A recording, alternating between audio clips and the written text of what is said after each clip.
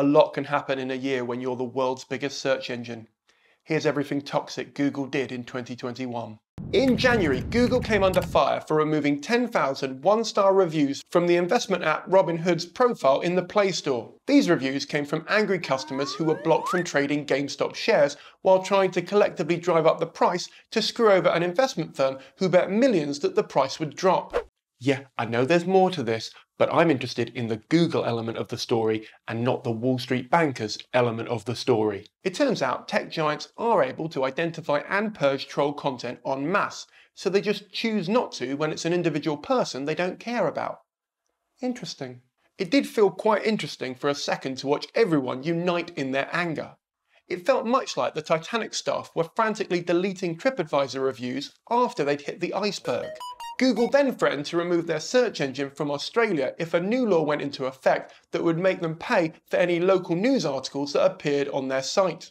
Imagine not being able to Google why you can't Google.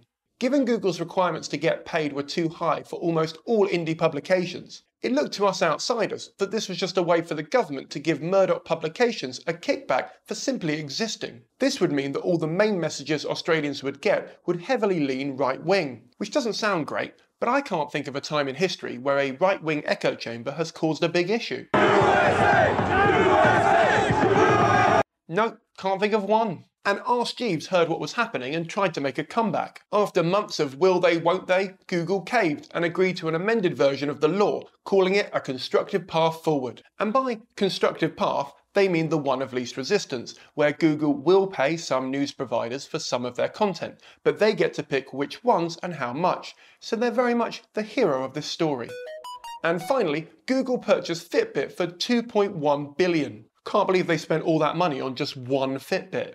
February might be the shortest month of the year, but Google still managed to cram in a ton of controversies, starting with the announcement that their phones can now track your heart rate and breathing, as if it was a good thing. They failed to take into account that me knowing my phone can now monitor my breathing will make my heart rate spike quicker than a GameStop share. Trump's campaign app was then suspended from the Google Play Store because it didn't work, much like his entire presidency. And Google finally added the iOS privacy label to its Gmail app. Ah yes, the incredibly helpful other data category. Google rounded off the month by firing its AI ethics founder for moving sensitive files outside of the company. Google was quick to say that this had nothing to do with her ethical criticisms of Google or the pesky campaign she was running to get more diversity within their organization. This meant that Google has removed 2 ethical leads in as many months. But don't worry, her replacement will be selected soon by a completely impartial AI bot. March rolled on and privacy-led browser DuckDuckGo then accused Google of spying on its users, to which we all went, duh. If this is the kind of useful information I can expect to get on DuckDuckGo, I'll give it a miss. Then Google announced to be phasing out the use of cookies and not tracking us in the future, to which we all breathed a sigh of relief, until our phones buzzed because they noticed a change in our collective breathing patterns. In completely unrelated news, Google's Nest Hub now has a sleep tracking feature to tell you how well you slept the night before. Again, I'm not sure they've taken into account the fact that I always sleep badly when an AI robot, who may or may not be able to fire me, is analysing my unconscious body all night long. To try and create some positive PR for its AI bot, Google decided to battle the Great British Bake Off winner in a dessert face-off. The robots are coming for your job, Mary Berry. April had a world first, with the UK government breaching its own privacy rules, and the update to the NHS Covid tracking app being blocked by both Apple and Google for breaking its terms of service. There was something bittersweet about Apple and Google giving our government a lesson about privacy. It must have been nice for them to have the more high ground for a second. In May, Google announced it'd be opening its first physical store in New York City. The shop opened in June and featured a black curtain at the back for incognito browsing.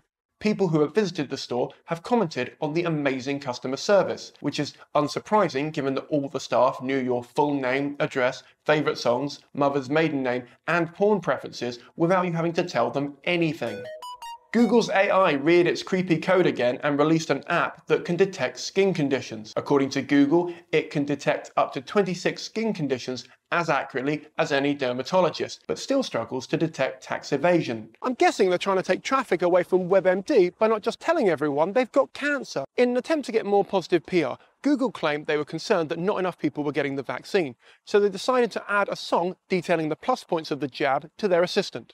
because this worked so well at the start of the pandemic. Nothing sets my perineum to cringe faster than tone-deaf celebrities singing at me. Google has said that stopping the misinformation spreading on YouTube is their plan B. And in completely unrelated news, Google said that they're going to try and make their image processing software more inclusive, or less racist, depending on which press release you read. I'm guessing that racial profiling is one of the 26 skin conditions they're able to detect. It's June, and while not enough of us were waxed and vaxxed having a hot girl summer, the world's shittest boy band, the G7, announced they might be raising taxes on Google. And because they've not paid taxes in so long, this was apparently news.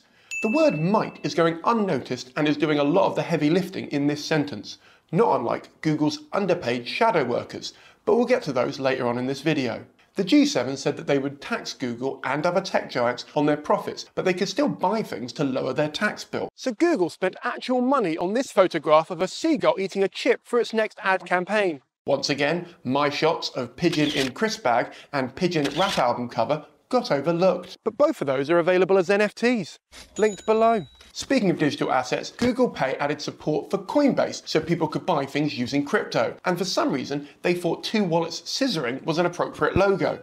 After pushing the benefits of its AI and bragging about how accurate it is, Google had to admit that sometimes its algorithm misidentified people who had the same name as a serial killer. But to be fair, if you're going to name your kid Ted Bundy or Harold Shipman, you're just asking for trouble. Google handled eating humble pie with grace until, to add insult to injury, they discovered the baker was the Great British Bake Off winner.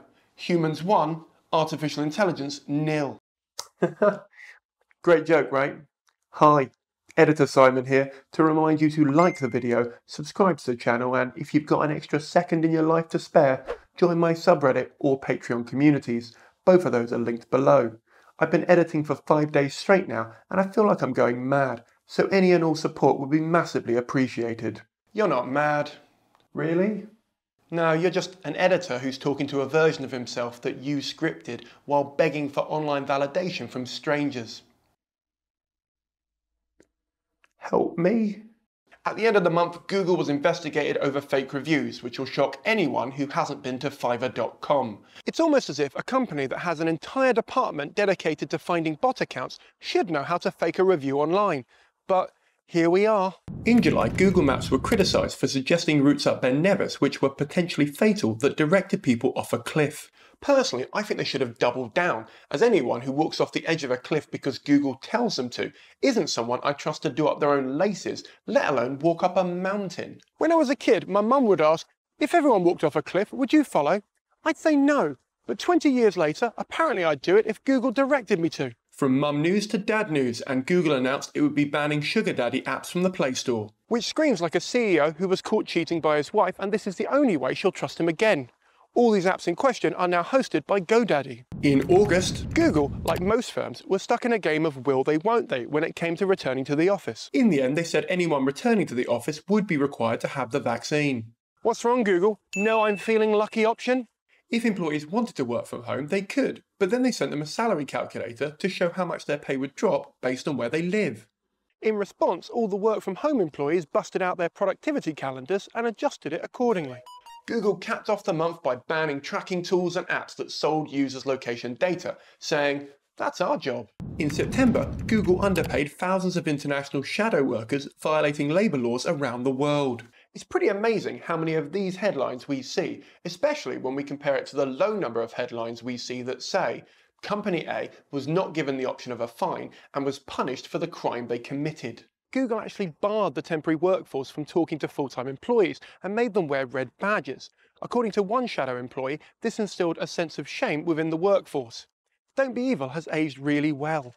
Next up, in okay, thanks for doing that news, Google locked email accounts owned by former Afghan government officials and refused to give the Taliban access to them, even though they asked nicely. Google has said that it won't be giving any other governments access to this email address either. But if you'd like to send through any thoughts or critical memes, the address is osama@taliban.gov. Finally, lawsuits showed that Siri and Google are listening to us all the time. Except when we complain they're not paying their taxes. Then they're happy to zone us out. It's October, and as climate change headlines continue to dominate the news cycle, Google's CEO came out saying that we're losing time in the climate fight.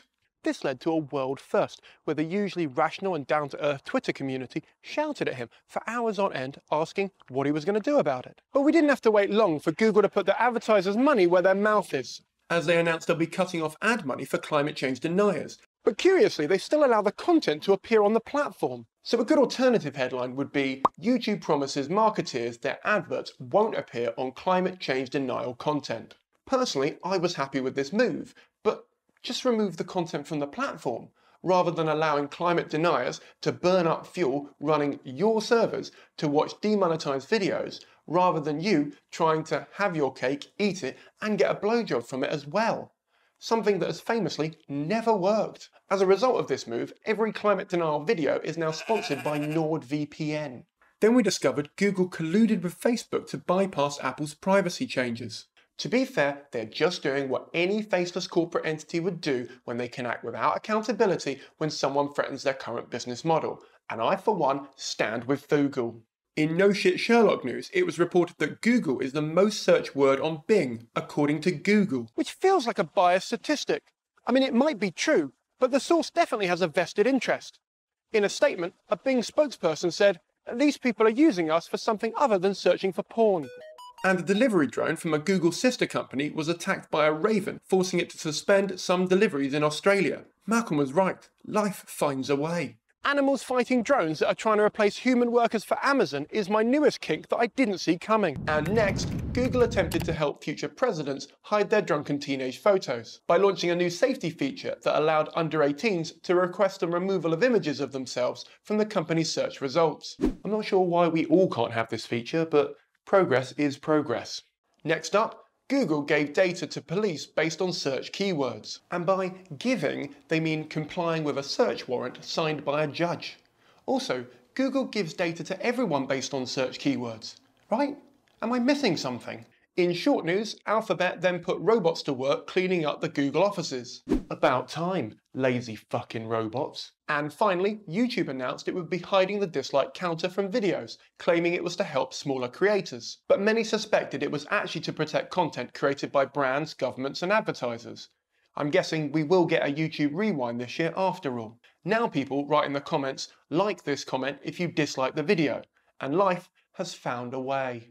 In December, we got more No Shit Sherlock news when YouTube revealed that millions of videos were getting hit incorrectly with copyright claims. Shocked face? But they didn't solve it, they just hid the dislike button instead. YouTube is acting like that fuckboy who acknowledges he's bad at texting but still leaves you on red.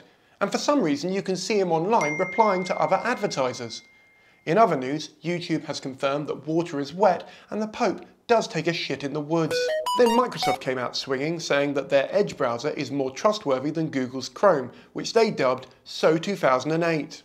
Ooh, how edgy. Next in Of Course They Fucking Did news, Swedish telecom company Mittel AG were trusted by Google and Twitter to send text codes to millions of users. But it turns out they also ran a side hustle helping governments secretly surveil and track people via their phone numbers. Can we stop the planet? I want to get off. And in palate cleansing good-ish news, photographer Tawanda Kamhima spent $5,000 of his own money to photograph Zimbabwe to get it on Street View. Talk about putting your hometown on the map. He said he wanted to collect images of his country and share them with the largest number of people possible, so Zimbabwe was not missed off when people were trying to get a sense of the world. No judgment here, we all needed a lockdown hobby. Thanks very much for watching, I hope you enjoyed that. If you liked it, like it, and don't forget to subscribe to the channel for more quality content. This is one of 3 videos that I'm releasing in December, and if you'd like to see everything toxic that Amazon and Facebook did in 2021, there should be some links to my left, and if they're not live yet, you can ring the bell below and YouTube will let you know when they have. If you don't trust YouTube to notify you when a video goes live, and frankly,